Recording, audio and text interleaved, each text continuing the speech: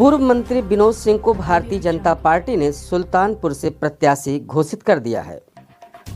घोषणा के बाद भाजपा कार्यकर्ता बेहद उत्साहित नजर आ रहे हैं। वहीं मीडिया से रूबरू हुए विनोद सिंह ने भाजपा के शीर्ष नेतृत्व समेत सभी भाजपा नेताओं और कार्यकर्ताओं का आभार व्यक्त किया है।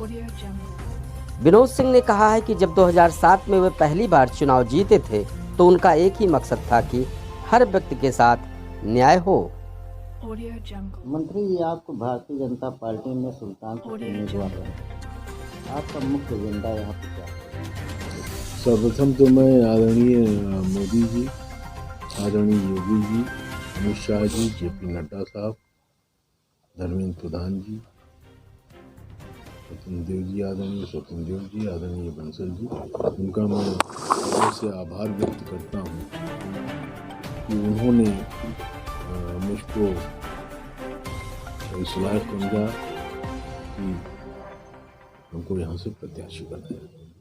किस मुद्दे को लेकर आप आम जनता में जाएंगे और क्या आपका अहम रोल रहेगा कि आम जनता आपको वोटिंग करे?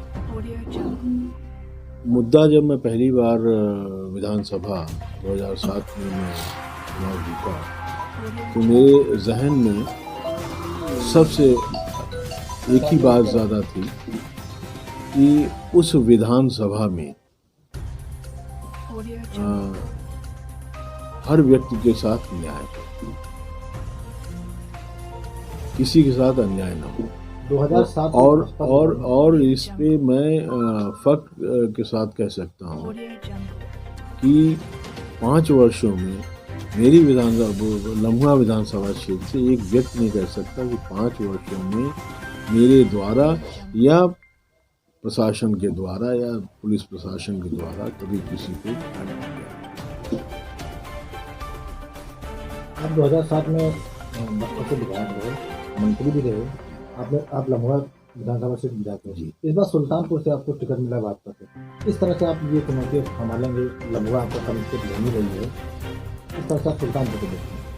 कर्म क्षेत्र अगर कहा जाए तो पैदाइश मेरी सुल्तानपुर की है, शिक्षा दीक्षा मेरी सुल्तानपुर जनपद की है और परिवार का मेरा जो भी मैंने वकालत यहाँ से किया, वकालत मैंने सुल्तानपुर जनपद सिविल कोर्ट से शुरुआत की। मैंने LLB मैंने यहीं से किया और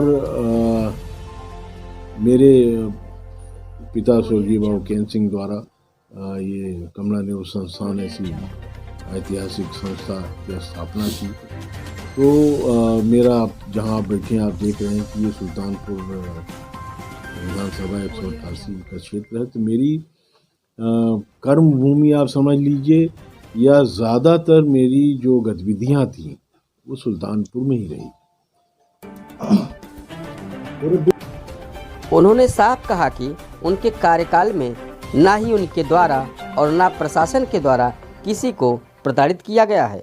वहीं सुल्तानपुर से प्रत्याशी घोषित किए जाने पर विनोद सिंह ने कहा कि सुल्तानपुर उनकी जन्मस्थली है, यहीं से उन्होंने शिक्षा दीक्षा प्राप्त करने के साथ साथ सबसे ज़्यादा एक्टिव यहीं रहे। देखिए मीडिया से रूबरू हुए विनोद सिंह का पूरा बयान। मेरे पिता स्वर्गीय बाबू केन सिंह द्वारा ये कमला नेहरू संस्थान ऐसी ऐतिहासिक संस्था की स्थापना की। तो मेरा जहाँ आप बैठे आप देख रहे हैं कि ये सुल्तानपुर विधानसभा 188 का क्षेत्र है। तो मेरी कर्म भूमि आप समझ लीजिए या ज़्यादातर मेरी जो गतिविधियाँ थीं वो सुल्तानपुर में ही रही। पूरे विश्व सहित भारत देश में भी कोरोना महामारी हुई, सुल्तानपुर जिले में कोरोना महामारी में आपका नाम ज़्यादा है, आपकी समाज सेवा। किस तरह से क्या आप देखते हैं सुल्तानपुर में, क्या आपको कितना प्यार देगा, कितना दुआ देना, क्या देखते हो भावना को? जब मेरे पिताजी यहाँ से पहली बार सांसद हुए, कार्यकाल छोटा था, वो जनरल इलेक्शन आ गया और पहली बार जब यहाँ से वो चुन के गए तो उन्होंने महसूस किया कि ये हमारा पूर्वांचल शिक्षा के क्षेत्र में बहुत पिछड़ा होगा और उन्होंने कमला नेहरू संस्थान से संस्था की स्थापना की। आज इस बात का बहुत संतोष है कि कम से कम लाखों, 1-2 लाख नहीं, कितने लाख यहाँ से छात्र निकल गए हैं और विश्व का ऐसा कोई देश नहीं है, हिंदुस्तान का कोई ऐसा शहर नहीं है जहाँ कमला नेहरू संस्थान का छात्र रोजगार न पाया। सुल्तानपुर जिले की सीट पे भाजपा ने शपथ देने में प्रतिक्रिया रही है। इसके पहले सपा, बसपा, कांग्रेस सबसे प्रतिक्रिया चुका। इन सबकी भावनाओं में, इन सबके कंपेयर में क्यों विनोद सिंह ही चुने गए? अब ये पार्टी नेतृत्व आदरणीय मोदी साहब, आदरणीय योगी साहब, इन लोगों का मंथन चिंतन चलता रहा। इस पे हमको टिकट पहले से फाइनल थे। किसी के 4 दिन पहले, किसी का 4 दिन पहले, किसी का 2 दिन पहले, और ये राष्ट्रीय पार्टी 5 जगह हिंदुस्तान में चुनाव चल और चुनाव तो प्राथमिकता पार्टी की थी, वो रही होगी, लेकिन आदरणीय योगी, आदरणीय मोदी जी, आप देख लीजिए कि जो जिस दौर से हम गुजर रहे हैं, विश्व गुजर रहा है, उनकी प्राथमिकताएं चुनाव से हटकर भी हैं।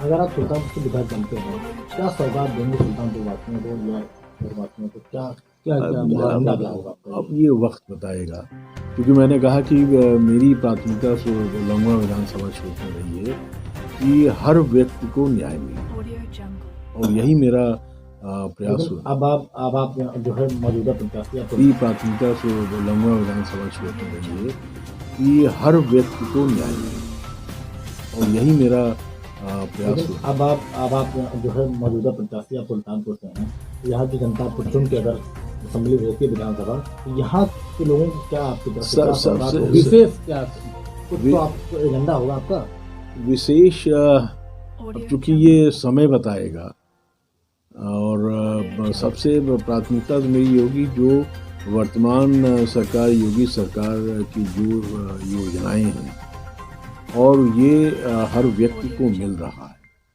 एक चीज़। दूसरा, मैं शिक्षा जगत से, और इस बात का मुझको फ़ख्र है, या सुल्तानपुर में कम लोगों को ये मालूम है कि ये प्रयास और मेहनत का ही प्रतिफल है कि आज उत्तर प्रदेश का एकमात्र महाविद्यालय कमला नेहरू संस्थान है, उत्तर प्रदेश का, जो नैक द्वारा जो मूल्यांकन होता है उसमें 1 लिखा गया है। इसमें हम अशिक्षकों ने मेहनत की। आगे भी जो संस्थाएं चल रही हैं, अगर एक अच्छी शिक्षा हम दे दें, मतलब ये तो रही शिक्षा की बात, लेकिन आज सुल्तानपुर की मूलभूत समस्या जाम की है। आज शहर से निकलने में अगर एक छोर से दूसरे जाना हो वो आता है, क्या आपके एजेंडे में या आपकी प्राथमिकता में शामिल है? इसके लिए हम आपको जैसा मालूम है कि हमारे वर्तमान सांसद मेनका जी ने मेरे ख्याल से जब जीत के आई है तो 1 साल के अंदर ही उनका जो विज़न था, उनकी जो सोच थी कि सड़कों का चौड़ीकरण, वो अभी चल रहा है, हो रहा है। और ये मेरा प्रयास होगा कि शासन, प्रशासन, सांसद सबसे मिल के, क्योंकि अगर भीड़ कम करनी हो, जैसे उदाहरण लखनऊ का लीजिए, तो आप देखिए कि वहाँ एक आपका शहीद पथ बना, उसके बाद आदरणीय राजनाथ सिंह के प्रयास से किसान पथ बन रहा है। तो मेरा भी ऐसा प्रयास होगा, और एक इस दिशा में निश्चित रूप से। अगर औद्योगिक क्षेत्र की बात की जाए, सुल्तानपुर जिले में एक लौती चीनी मिल है, उसके भी कर्मचारी समय से वेतन नहीं पाते हैं। क्या अगर आप यहाँ से विधायक होते हैं, क्या ऐसा कोई युवाओं के लिए रोजगार की कोई व्यवस्था या आपके प्लांटेशन? अब आपने देखा होगा कि अभी जो अनुपूरक बजट पेश हुआ, मैं मानिए, उसके बाद आदरणीय राजनाथ सिंह के प्रयास से किसान पथ बन रहा है। तो मेरा भी ऐसा प्रयास होगा, और एक इस दिशा में निश्चित रूप से। अगर औद्योगिक क्षेत्र की बात की जाए, सुल्तानपुर जिले में एक लौती चीनी मिल है, उसके भी कर्मचारी समय से वेतन नहीं पाते हैं। क्या अगर आप यहाँ से विधायक होते हैं, क्या ऐसा कोई युवाओं के लिए रोजगार की कोई व्यवस्था या आपके प्लांटेशन? अब आपने देखा होगा कि अभी जो अनुपूरक बजट पेश हुआ, मैं माननीय मुख्यमंत्री योगी जी को धन्यवाद देना चाहता हूँ। उन्होंने इसके एक्सटेंशन के लिए, ज़मीन बहुत है यहाँ, किसान सहकारी चीनी मिल के पास ज़मीन बहुत है, और उन्होंने करोड़ों रुपए की सौगात दिया। मंत्री जी, आपकी सीधी टक्कर किससे मानते हैं? कोई है आपके विरोधी में कि नॉर्मल? ये तो आप बताएंगे ना, हमसे बेहतर आप, क्योंकि आप तो जनमानस से जुड़े हुए हैं। यहाँ पे जैसे पूरे उत्तर प्रदेश में सपा और भाजपा की ही लड़ाई मानी जा रही है, तो यहाँ पे क्या अनूप संडा अब ये आपकी सीधी टक्कर में माना जाएगा कि कोई अदर? अब ये आप ही कह रहे हैं, ये निष्कर्ष आपने पहले ही निकाल दिया। नहीं, आपने तो खुद कहा कि आप बताएंगे ना, तो इसलिए। लेकिन योगी जी का कोई विकल्प नहीं अभी है। आज जितने भी आदरणीय मोदी जी का, आदरणीय योगी जी का जितने कोई विकल्प है? ये प्रश्न मैं आप ही से करता हूँ। जितने भी जो है पार्टी के प्रत्याशी हैं, वो मुद्दा रखते हैं बिजली, सड़क, पानी की व्यवस्था। इतने में सरकारें चली, देश आज़ाद हुआ, क्या अभी तक ये मूलभूत समस्या खत्म हुई? तो ये जो प्रश्न वो कर रहा है उसी से करिए ना। ये जो मुद्दे उठा रहे हैं, हर आदमी यहाँ कोई 5 साल, कोई 10 साल सांसद रहे, विधायक रहे हैं, उनसे प्रश्न करिए। एक प्रश्न मैं आपसे करता हूँ, आप प्रश्न मुझसे कर रहे हैं, एक प्रश्न आपसे कर रहा हूँ। आदरणीय मोदी जी का, आदरणीय योगी जी का कोई विकल्प है आपकी निगाह में? प्रश्न अगर आप एक मिनट,